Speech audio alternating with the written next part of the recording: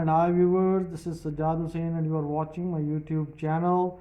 Welcome to today's video in which we are going to discuss a poem by Philip Larkin, and the name of the poem is Mr Bleaney. This is a movement poem, and this is a poem that reflects the themes of a post-World War scenario. There is loneliness and alienation and isolation and aimlessness and purposelessness in the poem, and the speaker, who is presumably himself, visits a landlady in order to hire a room on rent, and a conversation takes place between the two, and through this conversation we come to know that this room was previously occupied by Mr Bleaney, who is the eponymous character, and this is what constitutes the first part in the poem. The second part, we come to know that the speaker tries to identify himself with Mr Bleaney, and he finds out the similarities and the differences between the two. And the last section of the poem is highly philosophical, in which the poet tries to record his general impression, and this is a peculiar feature of Philip Larkin's poem. From particular details and from particular examples, he moves on to generalities, and he sums up the poems with a general idea, and this is what exactly happens in the poem. Now let's start the poem. This was Mr Bleaney's room. He stayed the whole time he was at the bodies till they moved him. Now there are inverted commas which suggest that this is the speech by the landlady. So she introduces the room to the new occupant, and she informs him that this room was previously occupied by Mr Bleaney, and he worked at Bodies. Now this Bodies is a car manufacturing plant. They moved him means his services were terminated, and he was fired from his services. So till he was fired, he remained in that room. Flowered curtains. Now this is the inside of the room, or this is the description of the room.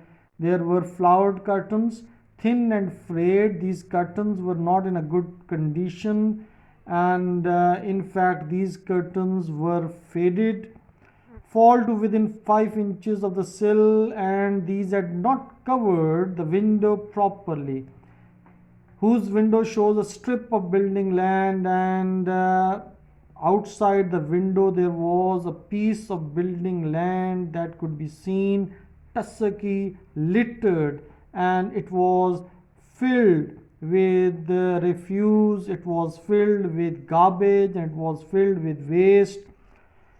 So this is the description of the inside of the room. And then Mr Bleaney took my bit of garden properly in hand. This is the second speech by the landlady. Mr Bleaney took my bit of garden properly in hand. So he started working in the garden that was there in the land, and this is what he did in his free time. Bed, upright chair. Once again the focus shifts to the inside of the room. Bed and upright chair and 60-watt bulb, and no hook behind the door. Now this is what shows that he did not believe in secrecy or privacy, so he did not like to lock the room. No room for books or bags. Now this is what shows that Mr Bleaney was not a great lover of books, and he was not an ardent reader of books. And bags means that he did not have enough possessions with him. I'll take it. Now this is the response, immediate response by the speaker in the poem. He agrees to take that room on rent. So it happens that I lie. So the first section of the poem comes to an end here, and then so it happens that I lie where Mr Bleaney lay, and stub my fags on the same saucer souvenir, and try stuffing my ears with cotton wool to drown the jabbering set. He egged her. Egged her means requested her to buy. Now, the new occupant of the room, the speaker, who is presumably Philip Larkin himself, lies at the same place where Mr. Bleaney lay, and he tries to stub the ends of the cigarettes on the same saucer souvenir. It's not the ashtray, it's the saucer where Mr. Bleaney used to stub the fags of his cigarettes. Now, this is the similarity, stuffing my ears with cotton wool, but this is the difference.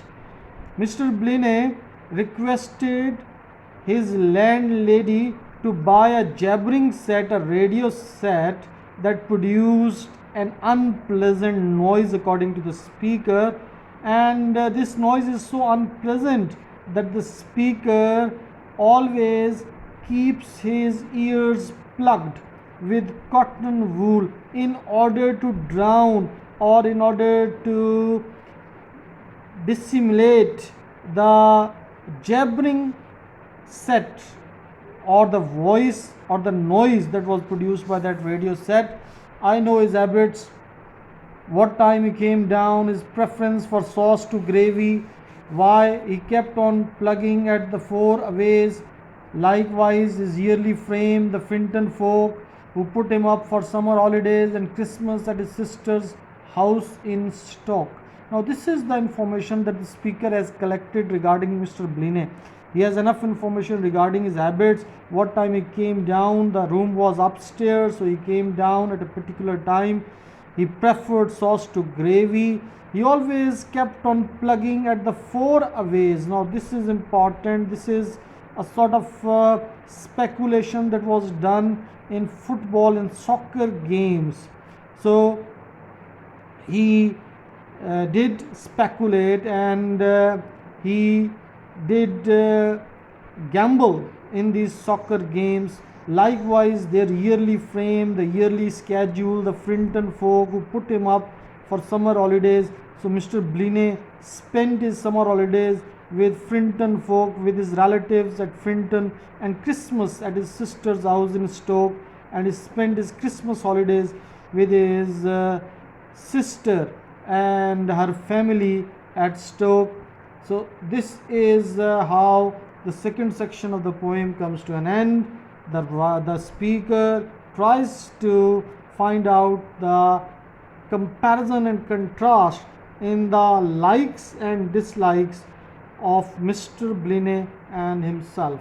Now, these last two stanzas are highly philosophical, but if he stood and watched the frigid, cold wind tousling, pushing the clouds, pathetic fallacies there, lay on the fusty bed, fusty is suffocating bed, telling himself that this was home, and grinned, smiled awkwardly, and shivered without shaking off the dread that how we live mirrors our own nature. This is important. This is one of the main ideas in the poem, that we are known by the company we keep, and we are known by the way we live, and we are known by the style that we adopt.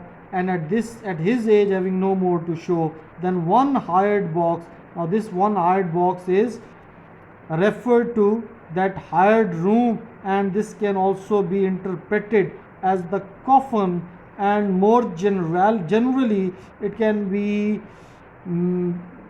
used for the world that is there, that this world is a hired box, we live here for some time. Should make him pretty sure he warranted no better, he had no better justification. I don't know, the speaker Philip Larkin by the end says that he is least aware of what Mr. Bleaney thought, and he doesn't know whether Mr. Bleaney was right or wrong. So this is what the poem is all about. If we look at the structure of the poem, there are 7 quatrains, A quatrain is a stanza of 4 lines, and each stanza has A B rhyme scheme. For example, stayed is A, till is B, and frayed is A, and then this sill is B. So if you look at this poem, you find out that this sequence has been maintained in the entire poem, and the poem is in the form of iambic pentameter, and some of the words are quite usual. For instance, the jabbering set, for example, this is for radio, and four aways, this is also an unusual sort of vocabulary, and fusty and frigid and tousling the clouds, all these words are quite unusual, and we find out that poem is excellent to read, and it shows the autobiographical aspects of Larkin's personality, and this is how we can sum up the entire poem. Readers, hope you enjoyed reading this poem. Thank you very much.